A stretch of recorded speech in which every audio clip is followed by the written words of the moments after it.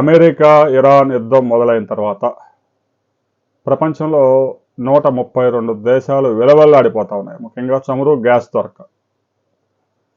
ప్రతి రంగము ముందుకు ఒక అడుగు వేయాలంటే పెట్రోల్, డీజిల్, గ్యాస్ ఉండాల్సిందే. వాటి కొరత ఇప్పుడు తీవ్రంగా ఉంది. బంగ్లాదేశ్లో 5 లీటర్ల పెట్రోల్ కావాలి అంటే 52 గంటల క్యూలో నిలబడాల్సి వస్తుంది. ఫ్రాన్స్లో కూడా 5 లీటర్ల మించి పెట్రోల్ పోయడం లేదు. అంటే జర్మనీలో ప్రస్తుతానికి ఎలాంటి ఇబ్బంది లేకపోయినా వారు రష్యా నుంచి పెద్ద ఎత్తున పైప్ లైన్ ద్వారా గ్యాస్ సరఫరా చేసుకుంటున్నారు కాబట్టి వారికి ఇబ్బంది లేదు. అటు ఐరోపా దేశాలతో పాటు ఇటు ఆసియా దేశాలతో పాటు చాలా దేశాలు చమురు అంటే డీజిల్, పెట్రోల్, గ్యాస్ దొరక్క అల్లాడిపోతా ఉన్నాయి. పాకిస్తాన్లో అయితే లీటర్ పెట్రోల్ 585 రూపాయలు దాటింది. ప్రజల్లో తిరుగుబాటు రావడంతో ఒక 80 రూపాయలు ఒకేసారి తగ్గించారు. శ్రీలంకలో కూడా అదే పరిస్థితి. ఇక భారతదేశంలో పెట్రోల్ ధరలు ఇప్పటికే 3 సార్లు పెంచాల్సి ఉంది. 4 రాష్ట్రాల అసెంబ్లీ ఎన్నికల కారణంగా ఆగిపోయింది. ఆ అసెంబ్లీ ఎన్నికల ఓటింగ్ పూర్తి కాగానే ఆ అర్ధరాత్రి నుంచి ధరలు పెరుగుతాయి. అందులో ఎలాంటి అనుమానం లేదు. ఇక తాజాగా పెట్రోల్, డీజిల్, గ్యాస్ ధరలు పెరగడం వల్ల ఆహార ధాన్యాల అంటే ఆహారం ధరలు ఎవరైతే వినియోగదారులు ఉపయోగించే పలు రకాల ఆహార ధరలు 7% పైగా ఇప్పటికే ఈ నెల రోజుల్లో పెరిగాయి.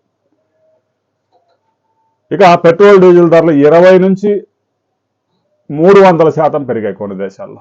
సింగపూర్ లాంటి దేశాల్లో 50% పెరిగాయి. పాకిస్తాన్ లాంటి దేశాల్లో 300% పెరిగాయి. ఇంధన ధరలు పెరగడంతో పాటుగా ముఖ్యంగా పేదలు ఉపయోగించే ఆహార ధరలు విపరీతంగా పెరిగిపోతా ఉన్నాయి. రవాణా ఖర్చులు విపరీతంగా పెరిగిపోతా ఉన్నాయి. దీంతో తాజాగా గడిచిన నెల రోజుల్లోనే 40 లక్షల మంది పేదరికంలోకి కూరుకుపోయారు అని అంతర్జాతీయ రిపోర్టులు, యుఎన్ఓ రిపోర్టు ఆందోళన కలిగిస్తూ ఉంది. ఈ యుద్ధం కేవలం ఇరాన్కి మాత్రమే నష్టం కాదు, ఇజ్రాయెల్కి, అమెరికాకి మాత్రమే నష్టం కాదు, గల్ఫ్ దేశాలకు మాత్రమే నష్టం కాదు. అన్ని దేశాలు విలవిల్లాడిపోతూ ఉన్నాయి. 32 దేశాలు హార్ముజ్ జలసంధిని విడిపించేందుకు ఇరాన్తో చేస్తున్న ప్రయత్నాలు కూడా ఫలించే అవకాశాలు లేవు. హార్ముజ్ జలసంధిని వదులుకుంటే ఇరాన్ చేతిలో ఉన్న ఆయుధం జారిపోయినట్టే.